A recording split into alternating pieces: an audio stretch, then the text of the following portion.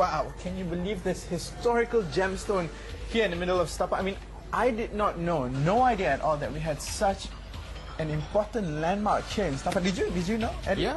I mean, this is, sorry. Of course, yeah, because I was staying here for some time, so quite a number of people know about it. So you actually knew about, and he's my countryman, Piramli is my countryman. I mean, that car, that Datsun Sunny 1200 was the car that he bought before he passed away, and he lived here until the time of his death in 1973 with Saloma and the kids. I mean, just thinking about it is giving me goosebumps. So this is clearly a really important spot. Are there other historical surprises in Setapak? Yeah. Although that's he died at 1973. Yeah. But I haven't born yet. But since I'm staying here, a lot of people are telling me that's about the story of Tan Sri Piramli. And not only this as one of the spot, we also have this hot spring, which is quite famous in Aipanas. We call it Aipanas. So there's a few places where it's quite interesting in here. Right. Other than this, and previously here is tin mining land. And, so the entire Setapak is actually a quarry, a tin mining land quarry. and rubber estate land. Because of this area is really near to KL, where this is only 5-10 minutes drive to KL. So once KL have been started developing, then all the people have moved to this area. We call it suburb area, Setapak. So how does Setapak come with? Last time, Tapa is a step. So Setapak is one step. One step. So how does these words come up, Setapak? So it's literally one step away from Kuala Lumpur in the middle of city centre. Yes, That's what exactly. it basically means. Yeah. Well, one step or not, this is clearly a very big area. Can you tell us what are the areas that make up Setapak, or the boundaries of the area? The boundary of the area, Setapak, the whole itself is approximately 40 acres. So it's covered like Aipanas, Wangsa Maju, up to a certain area of Melawatis, where it's a big areas. It's approximately 40 acres. 40 acres. Yeah. But it includes Wangsa Maju as well. Yeah, part of it. Yeah. I see.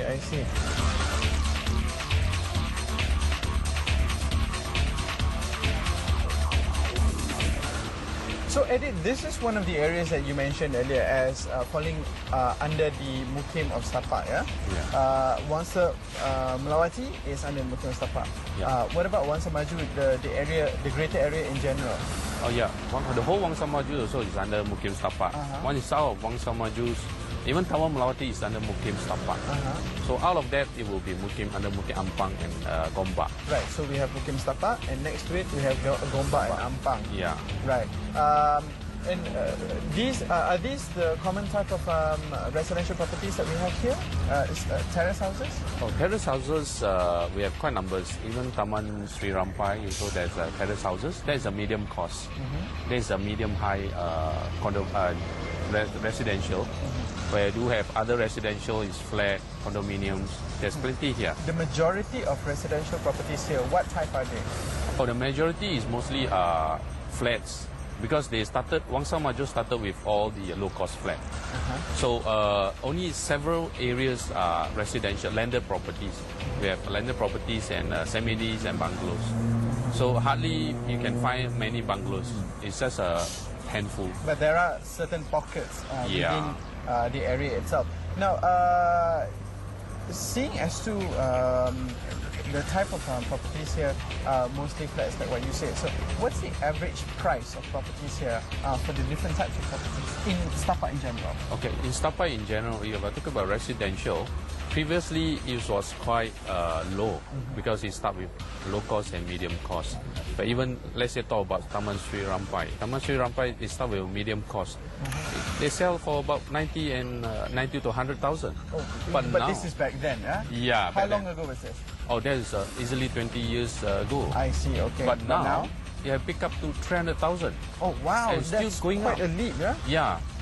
Again, it falls back because of the name, Setapak. It is only a step away from KL. Yeah, exactly. So, prices clearly are escalating. What are the good bits and the bad bits about owning properties here in Setapak? The bad thing is because of the one step away from KL, which is very near and about 10 to 15 minutes drive. So people start to migrating to Setapak area, which is really near. And so the bad thing is crowded. So when during peak hours, it's a jam. But you can see, but the road along Genting Klang have been improving from single lane to double lane. And now it's getting bigger and bigger. So I believe that government will do some infrastructure to improve the places. Apart from Jalan Genting Kelang, what other access roads are there into Setapak area? Oh, there's along this Air Panas Kramat there, and Setiawangsa. So there's a few ways. Middle Ring Road, you can go through Middle Ring Road. So and I believe the latest is Duke cuts through exactly the Jalan Genting Kelang as well, yeah? Yeah. Right, okay.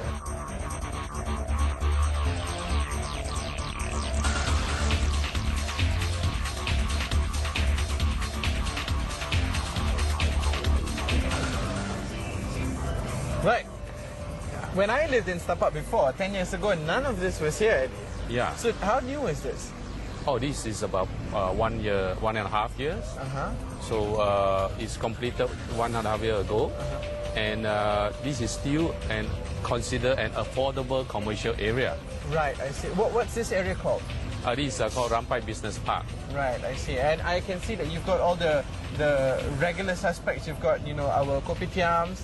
We've got a car accessory shop. Yeah, this is a staple, yeah? Yeah. So if you compare to the along Jalan Genting Klang, the price over there and here is much different. Oh. Where here, you can still find about $300 per square foot. Where in outside there, 420 to up to 480 per square foot. Right, I see. I mean, apart from the amenities that we can see here at the business park, what other amenities are there in Setapak? Oh, there's a lot of these shopping centers, where it's Digesco, the Carrefour, and then there's also a Royals Selangor here. Yeah. Right, I see. What about colleges and oh yeah, there's colleges. Yeah, TAR College is here, and Sri Inna International School, Sri Utama International School. There's many more here. So it's all covered. You've got colleges, hospitals, and all that. Exactly. In terms of development, clearly, I mean, this is new. Residential developments. What other new residential developments that we should be looking out for? Oh, if we are talking about condominiums, there's coming up Platinums, and the newest one is right opposite the JPJ. There's a new shopping center coming up, a Parsons. And on top of the Parsons, there's a Soho. I see. And it's selling 450 per square foot and above. It's a long way from 90,000 ringgit 10 years, 20 years ago. Exactly. Yeah? I see. Okay, final question. Major considerations, main considerations for someone who is actually looking into buying in Setapak? In terms of commercial area or in terms both? both. Yeah. If you are talking about commercial area, this area is still price is so-called reasonable price. Why we say so? So it's average about 300 to 350 per square foot if compared to along Jalan Genting Klang. There's a developer, Platinum and Crystal View, they are selling 450 and 480 and above. I see, I see. And in terms of residential, and these I told you just now, the Parkson is 450, where Platinum is selling 360 per square foot. I see. But it's far a bit different. And further in here in Sri Rampai do have a new development, it's Wangsa Walk. Yeah, which is approximately 350, where it's still affordable. So in general, commercial properties are very affordable still, yeah, relatively speaking. And what about residential? Residential is picking up high right now, where the landed property in Sri Rampai have picking up from last time of 150 up to now 300 overs. So we're talking about condominiums. Last time was 150, 180s, but hardly you can find right now. Easily you need about 300,000. I see. Okay. Well, thank you so much for all that input. I hope you are already well aware of what Setapak has to offer. I think we better go now before they start pumping up the music and people start thinking that this is an entertainment program. Thank you so much. It's always a pleasure to have you on the show. You've been informed about Setapak, and we hope to see you again soon. That's it from me. In the next segment, as usual, you're with my colleague Linawati Adnan. I am going to go have some fun in the car audio accessory shop. So see you later.